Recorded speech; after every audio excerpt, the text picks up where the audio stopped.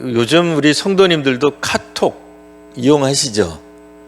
뭐 특정 이렇게 이름을 이야기해서 좀 그렇긴 합니다만, 지금 보편적으로 다 사용하시는 거니까요. 그러니까 저도 카톡방이 여러 개가 있습니다. 특별히 한때 저도 노회나 시찰 관련해서 여러 가지 활동들을 하다가 보니까 소위 말하는 이제 임원방, 실행위원방 이런 것들이 이제 생기게 돼요. 근데 거기에서 이제 축하할 일들 같은 것들, 우리 노회원들 혹은 시찰회원들, 어떤 교회에 장로님이 무슨 일이 있었더라, 누가 이번처럼 결혼한다더라, 네 집 자녀가 결혼한다더라, 그러면 그 임원방이 그냥 터져나갈 것 같이 축하해요, 잘 됐어요, 이제 엄청난 댓글이 달리기 시작합니다. 근데 이제 임원방에서도 터지고 실행위원회 와서 터지고 이제 엄청나게 이제 축하와 응원, 때로는 격려, 누가 상을 당했다 그러면 위로, 이런 것들이 엄청나게 쏟아지는데, 문제는 이런 어떤 응원, 이제 격려, 어떤 위로, 이런 것들을 그 당사자가 알아야 되잖아요. 근데 이제 정작 당사자는 모르는 경우가 왕왕 있더라고요. 왜? 제가 활동했던 거는 임원방이니까 이거는 임원만 들어있는 거예요. 임원만 들어있지 전 회원이 없어요. 그러다 보니까 그 밑에 누가 결혼한다면서 어이 축하하네요. 걔가 그렇게 자랐어요? 나 걔 어려서부터 알았는데 막 격려하고 박수치고 누구 목사 축하해요, 누구 사모님 축하해요 그러는데 그 목사님은 거기에 없어요. 그 방에 없어요. 임원이 아니니까. 그러니까 보다 못한 어떤 임원이 한마디 적었어요. 제발 이런 축하는 그 사람한테 가서 직접 하세요.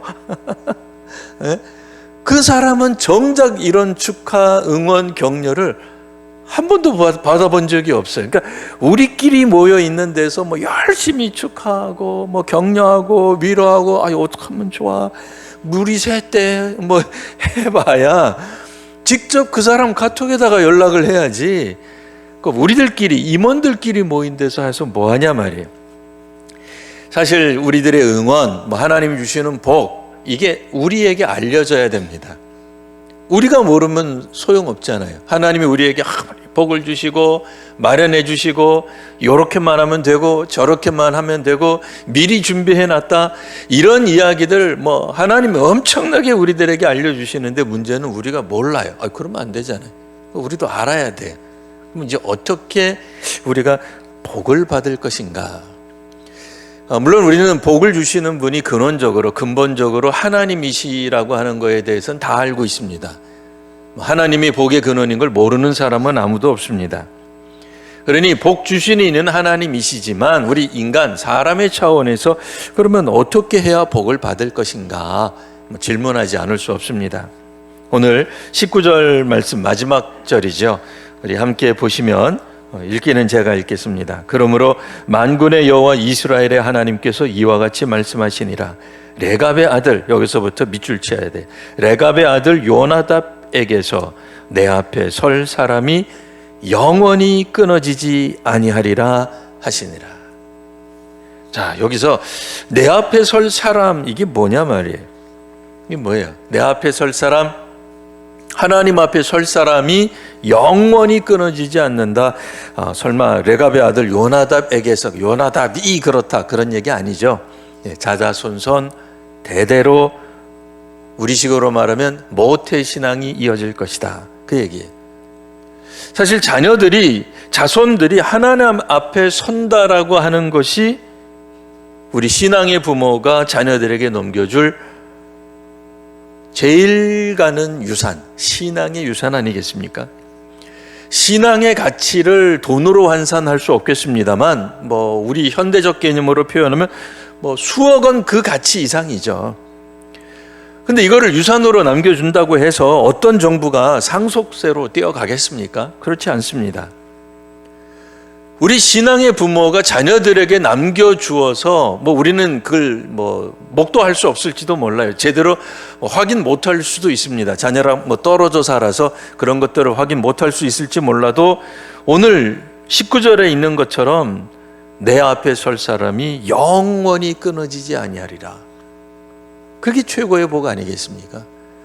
물론 우리 자신들이 받는 수많은 복들도 있겠지만 부모된 사람으로서는 자녀가 여호와 앞에 설 것이다. 이거 이상의 큰 복이 어디 있겠냐 말이죠. 그러니 우리가 다른 복보다도 오늘은 이 복을 어떻게 하면 받을 수 있을까를 집중적으로 생각해 보려고 합니다. 부모로서 가장 최상의 것이 뭐냐? 저렇게 자녀들과 함께 예배드리는 거예요. 그렇잖아요. 저게 정말 큰 복이다 말입니다. 오늘 본문에 등장하는 인물이 누구예요? 레갑 사람들, 레갑 가문의 사람들이 등장합니다. 뭐 레갑 사람들이 누구냐, 뭐 그런 거 뭐 다 몰라도 돼요. 그래서 그 얘기 안 할 겁니다. 자, 주된 등장인물이 레갑 가문의 사람들이고요. 물론 예레미야 나옵니다. 근데 예레미야에게 하나님께서 뭐라고 말씀하셨냐면 레갑 사람들을 여호와의 집에 있는 한 방으로 데려가서, 여호와의 집 한 방이 뭐예요? 결국은 성전이죠. 성전에 있는 한 방에서 어떤 행위를 하라고, 어떤 명령을 하라고 예레미야에게 말씀하십니다. 그곳은 어디인가 쭉 넘어가서 보다 보면 4절에는 하나님의 사람이라고 불리우는 하난의 아들들, 뭐 이렇게 나오기는 합니다만, 자, 여기서는 이제 중요한 게 하난의 아들들을 뭐라고 불렀냐? 하나님의 사람. 이 하나님의 사람이 쓰는 방. 그러니까 이분들은 특별한 사람이죠. 구약 성경에서 하나님의 사람이라고 하는 호칭은 예언자라든지요, 뭐 선지자죠, 왕이라든지, 아니면 적어도 모세 정도 되는 사람에게나 하나님의 사람이라고 하는 특별한 호칭을 사용한 거예요. 그러니 오늘 누구인지는 잘 모르지만 이 시대에, 그러니까 예레미야서 오늘 본문에 나오는 이 시대에 하난이라고 하는 사람, 하난의 어떤 그런 가문이 성전 안에 한 방을 차지하고 있었습니다.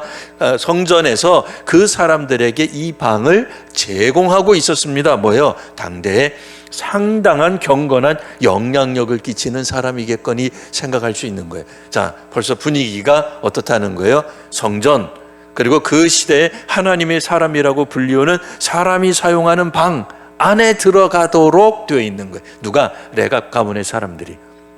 이 이야기는 뭡니까? 뭐 특별 대화인데 그 얘기가 아니라, 이곳은, 그러니까 레갑 가문의 사람들은 예레미야와 함께 있지만, 이제 함께 있을 거지만, 예레미야 앞에서 이야기하는 게 아니라 사실은 하나님 앞에서 이들의 태도, 행위를 점검받는다라는 얘기예요. 하나님이 보고 계신다라는 얘기입니다.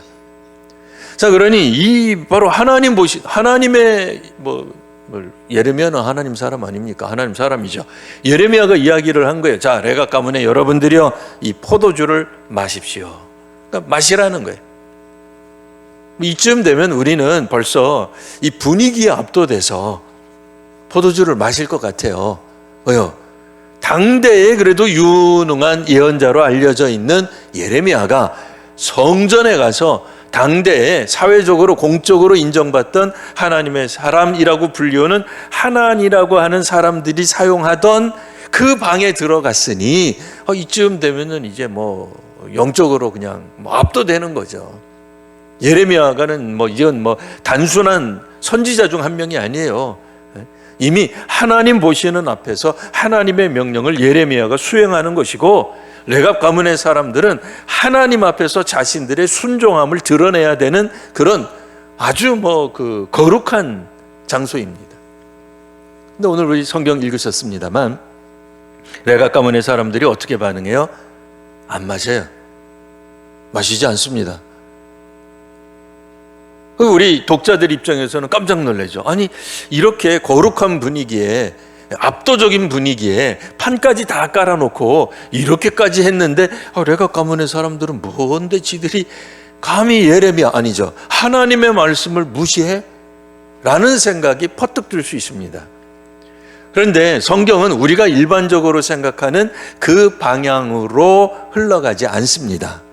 놀랍게도 이들이 왜 마시지 않는, 레갑 족속이, 레갑 가문의 사람들이 왜 예레미야의 말을 혹은 직접적으로 하나님의 말씀이라고는 나와 있지 않습니다만, 혹은 하나님의 명령을 거부했는가? 그 이유는 그들의 선조인 요나답이라고 하는 선조가 있는데 자녀들에게 포도주를 영원히 마시지 말라 그랬다는 거예요. 우리식으로 말하면 가훈이 된 거예요. 그 집안에 유명한 조상이 만들어 온 가훈을 자자손손 지키더라, 그 얘기예요. 근데 그 가훈의 내용을 조금 더 살펴보면 그들은 하나님 주신 약속의 땅인 가나안 땅 안에서 집을 건축하거나 파종하거나, 그러니까 뭐 밭이나 논 일구거나 포도원을 소유해서도 안 되었다는 거예요. 근데 실제로 그들은 레갑 가문의 후손들은 조상이 한 말 그대로 지금까지 지켜왔다는 것 아니겠습니까? 아니, 이스라엘 사람들이 가나안 땅에 들어간 지가 언젠데, 지금 우리 예레미야는 어떤 분위기예요? 지금 가나안에 입주하는 때가 아니에요. 지금 가나안 땅에서 망해가는 상황이에요. 그러니까 수백 년이 흘러간 거예요. 근데 수백 년 동안 조상이 한 말을 지켜온 거예요. 여기서 조금만 더 이 레갑 가문의 사람들이 지켜온 내용이 과연 뭔가? 내용은 이미 들었습니다. 그 내용이 의미하는 바는 뭔가? 우리 조금 더 살펴보면은요, 집을 짓지 않는다, 농사를 짓지 않는다, 뭐 포도원도 가꾸지 않고, 뭐 포도원이 없으니까 당연히 포도주도 못 마시겠죠. 이거는 가나안 정착 이전의 삶을 말하고 있는 거예요. 가나안 정착은 우리 아시다시피 농경 문화고 거기에서는 정착하게 되어 있습니다. 가나안 정착을 기반으로 삶이 모든 것들이 다 바뀌었어요. 그들의 문명, 문화 같은 것들이 가나안 문명, 가나안 땅을 기초로 해서 발전되어 갔다는 거예요. 근데 레갑 가문의 사람들은 마치 그들이 아직도 여전히 광야에서 사는 것처럼, 유목민인 것처럼 살아가고 있더라, 그 얘기예요.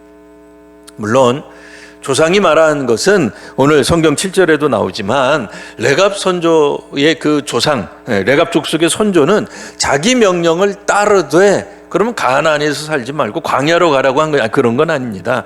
가나안 땅에 살더라도 선조의 명령을 지키면 가나안 땅에서 너희의 생명이 길 것이다, 장수하는 복을 받게 될 것이다 라고 이야기한 바가 있습니다.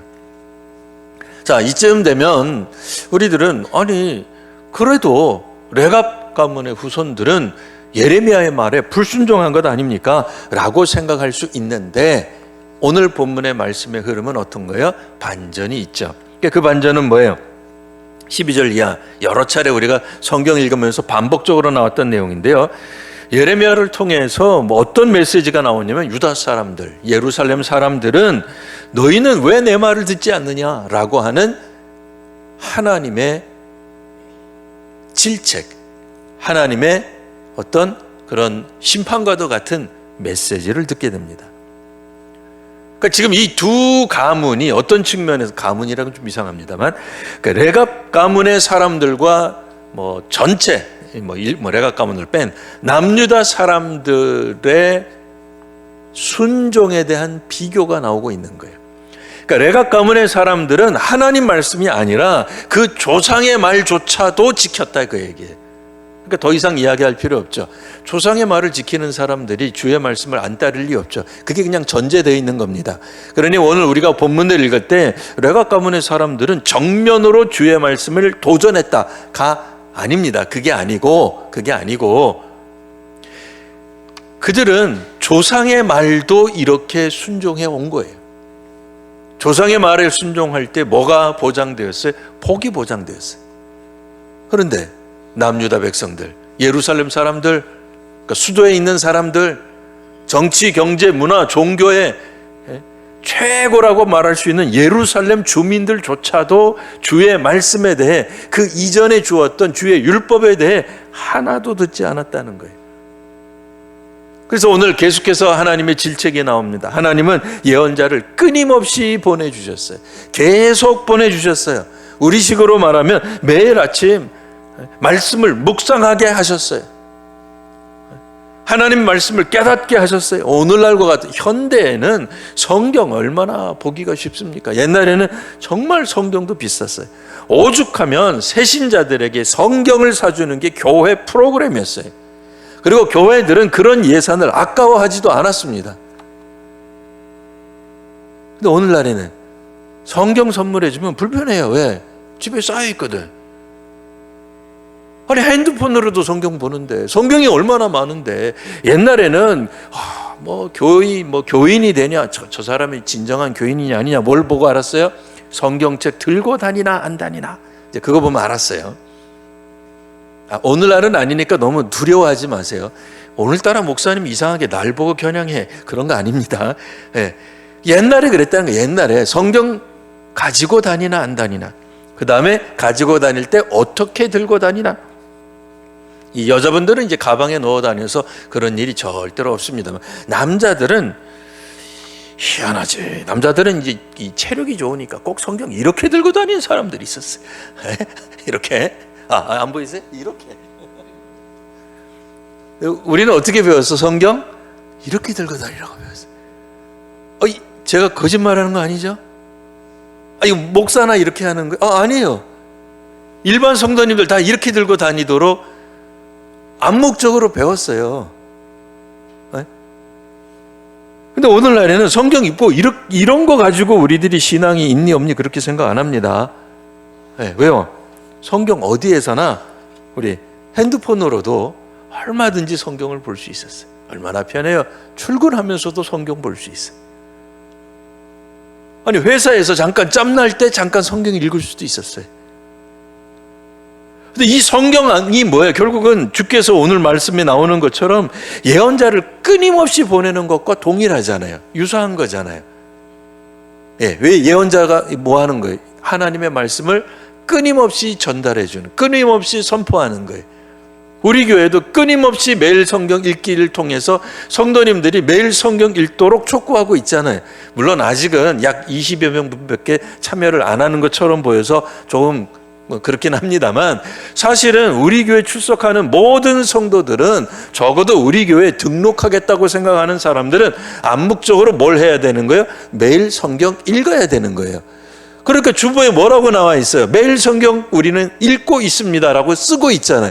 10여 년을 쓰고 있는데 이거는 동참하는 사람들만 동참하는 거구나. 나는 안 해도 되겠지 뭐. 이거 뭐 비싸서 그렇게 안 해도 되도록 오늘 본문이 뭔지 다 적어주고 있잖아요. 다 적어주고 있잖아요.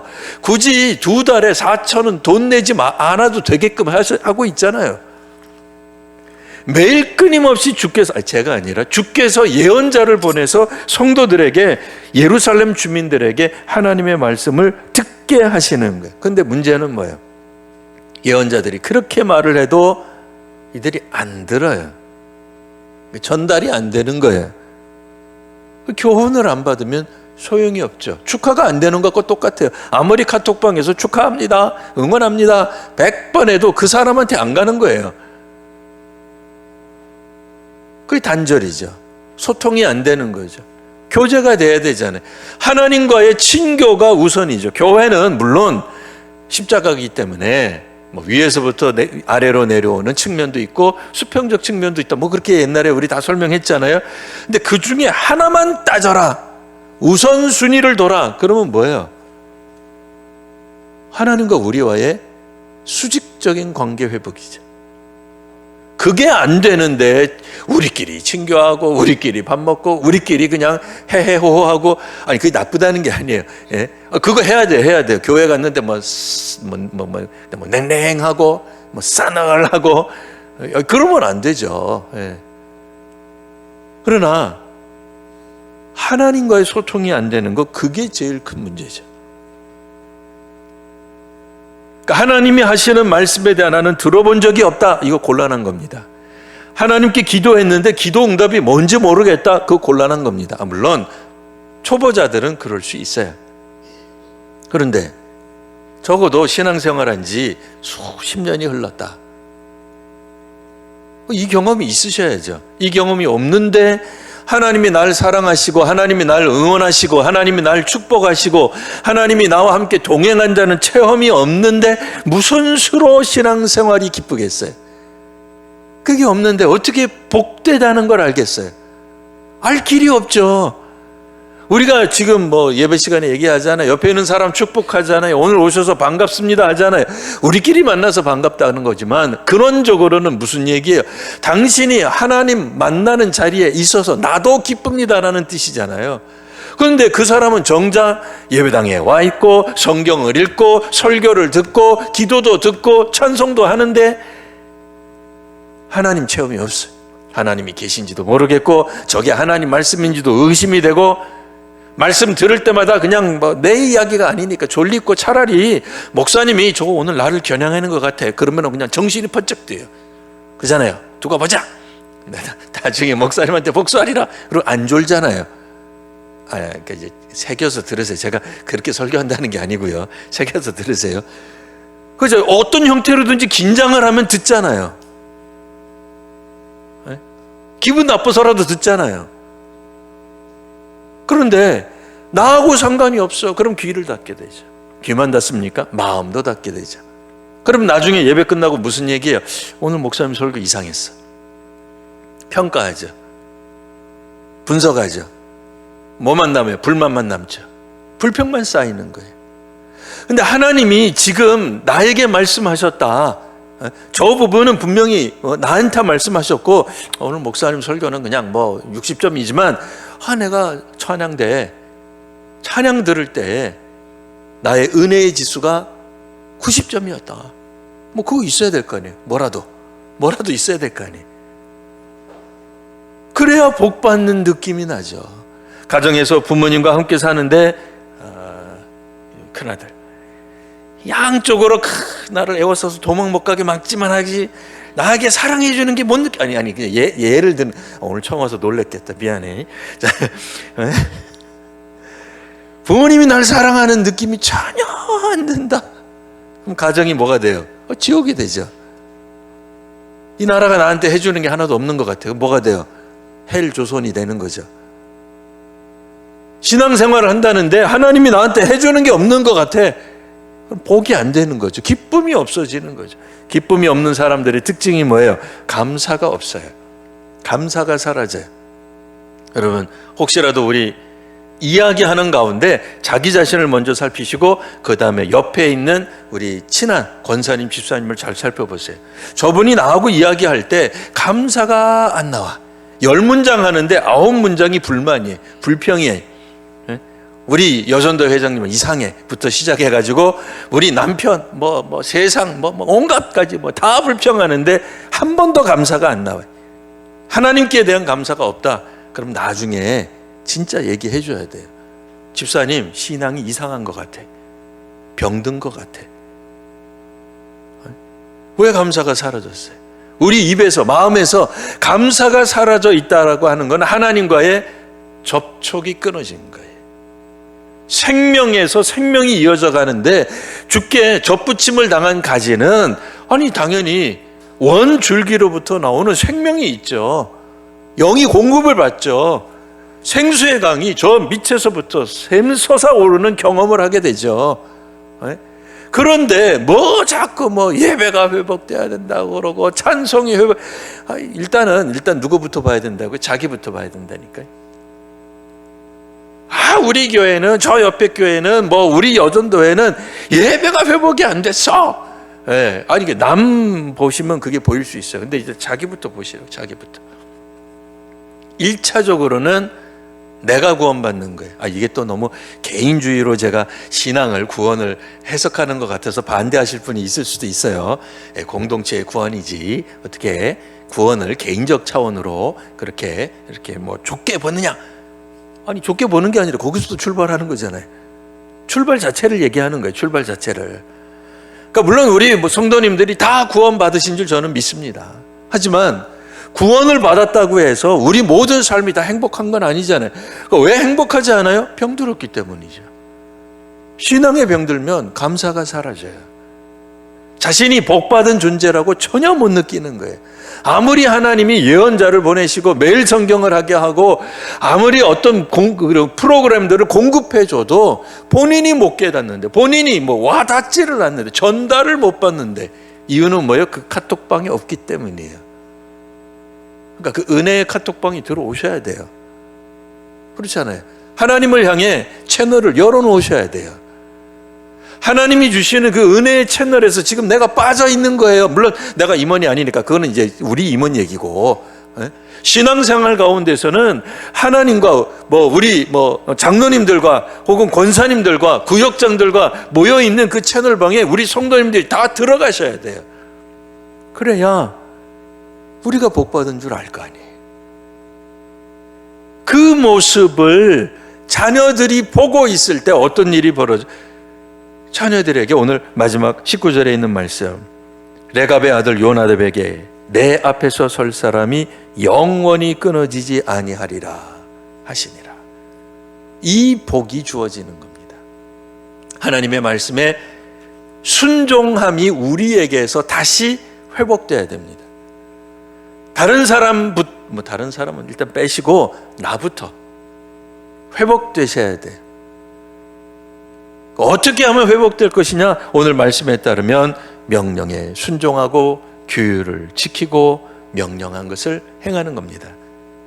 이건 우리가 어려서부터 배워왔잖아요. 모태신앙이신 분들은 어머님의 무릎에 앉아서부터 이야기를 들어왔던 거예요. 새삼스럽게 가르칠 필요도 없어요. 대부분 어느 교회든 목사님들 설교가 매번 똑같다고 불평하는 성도들을 만납니다. 그럴 수밖에요. 성경 이야기 하는데 다른 이야기가 어떻게 새롭게 나오겠어요? 그러니까 우리가 그 얘기는 뭐예요? 우리가 다 알고 있는 얘기라는 거예요. 새로운 지식이 모자라서 우리가 구원의 감격을 혹은 하나님이 우리에게 주신 풍성한 삶을 못 누리는 게 아닙니다. 이미 가지고 계세요. 지식적으로는 다 알고 있어요. 근데 뭐가 없는 겁니까? 말씀을 들어도 그 말씀이 내 마음까지 들어오지 않는 거예요. 귀에서 맞기 때문에 마음 문도 열리지 않는 거예요. 귀를 여십시오. 그러면 마음도 열립니다. 바로 그때 하나님이 우리에게 지금 복을 주고 계시는구나 라고 하는 걸 알게 될 것입니다. 오늘 결단하시고 각오하십시오. 우리의 자녀들이 정말 이 영적인 유산, 믿음의 유산, 신앙의 유산을 받기를 원하시는 부모님들이라면 먼저 우리부터 하나님 말씀으로 돌아가야 할 것입니다. 네, 기도하겠습니다. 주님, 주의 말씀대로 다시 한번 저희들이 말씀을 사모하며 말씀에 열중하며 말씀에 진지한 저희들이 되게 하여 주옵소서. 각자 자기 삶에 잘 적용할 수 있는 지혜를 허락하여 주옵소서. 우리가 살아가고 있는 형편들이 각각 다르오나 하나님의 말씀은 우리 모두에게 영적으로 인도하고 또 은혜를 주시기에 충분한 줄 믿습니다. 주님, 이제는 우리가 말씀을 읽고 자기 삶에 적용하는 귀한 성도들 또 성숙한 그리스도인들로 나아가게 하여 주옵소서. 오늘도 우리 주 앞에서 봉사하는 삼여전도회를 하나님 기억하여 주옵소서. 이 식당 봉사를 통하여 우리 성도님들이 또한 건강을 지킬 수 있습니다. 건강도 회복되게 하시고 그래서 우리 주님을 더욱더 잘 섬기는 성도님들 되게 하여 주옵소서. 주중에 또한 봉사하는 권사님 또 집사님에게 은혜를 더하여 주옵소서. 보이지 않는 그곳에서 봉사하는 이들이 있사오니 하나님 복을 더하여 주옵소서. 특별히 오늘 주일 식사는 오연순 권사님 생일 감사로 또한 공개하오니 하나님께서 권사님의 삶에 또 그 직장과 가정 위에 은혜를 더하여 주옵소서. 입원한 성도들이 있습니다. 하나님 기억하여 주시고 그 입원한 병실에서 지금도 함께 영상으로 예배를 드리고 있사오니 하나님께서 함께하여 주시는 그 놀라운 역사가 또 낫게 하여 주시는 그 은혜가 병상에서 나타나게 하여 주옵소서. 우리 권사님 또 집사님이 입원해 있는 그 병실에 있는 다른 환우들도 동일한 은혜를 받게 하여 주옵소서. 믿음의 사람이 있는 그곳이 곧 작은 천국이 되게 하시고 하나님의 치유의 역사가 우리 믿음의 성도들을 통해 널리 퍼져가는 놀라운 역사가 있게 하여 주옵소서. 주님, 오늘도 또한 하나님 앞에서 봉사하는 귀한 성도들이 있습니다. 또한 봉헌합니다. 하나님, 이 헌신과 봉헌을 하나님께서 귀히 여겨 주옵소서. 저희로 하여금 주님 앞에서 헌신하며 봉헌할 수 있는 능력도 주시고 또 용기도 주시고 채워주시는 은혜가 있게 하여 주옵소서. 하늘의 복을 저희들에게 쏟아 부어 주옵소서.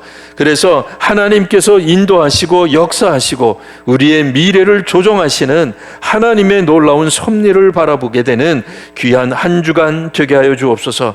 이번 주간 있게 될 귀한 성경학교에도 하나님 함께하여 주옵소서. 성경을 가르치는 학교이오니 성경을 통해 우리가 변화되게 하시고 우리의 아이들이 유치부 아이들에게 성경의 말씀이 새겨지는 귀한 은혜의 시간이 되게 하옵소서. 예수님 이름으로 기도합니다. 아멘.